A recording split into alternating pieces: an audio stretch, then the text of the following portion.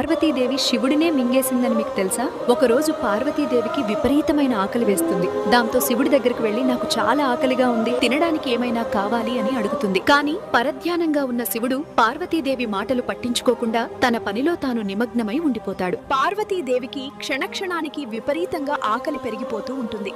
దాంతో తన చేతికి దొరికిన ప్రతిదాన్ని తినడం మొదలు పెట్టుతుంది. కానీ ఎంత తిన్నా సరే పార్వతీదేవికి ఆకలి తీరలేదు. అప్పుడు శివుడు పార్వతీదేవి చేస్తున్న పని చూసి కోపంతో, దేవి, అసలు ఏం చేస్తున్నావు? నీ మతి ఏమైనా భ్రమించిందా అని అంటాడు. అయితే పార్వతీదేవి తన ఎదురుగా ఉన్నది శివుడిని కూడా పట్టించుకోకుండా శివుడిని నోట్లో వేసుకుని మింగేస్తుంది. శివుడిని మింగేసిన వెంటనే పార్వతీదేవికి ఆకలి చల్లారిపోతుంది. కానీ శివుడి గొంతులో ఉండే విషం ప్రభావానికి పార్వతీదేవి శరీరం పొగలు కొక్కుతూ చర్మమంతా ఉదులుగా మారి కాంతిహీనంగా బూడిద రంగులో ఉండే వృద్ధురాలిగా మారిపోతుంది. పార్వతీదేవి శివుడిని మింగేయడంతో తనకి భర్త లేని కారణంగా ఇకపై వైవిధ్యంలో ఉండే ధూమవతిగా పిలువబడతావు అని పార్వతీదేవి పొట్టలోంచి శివుడు అంటాడు. ఫ్రెండ్స్, ఓం నమః శివాయ అని కామెంట్ చేయండి.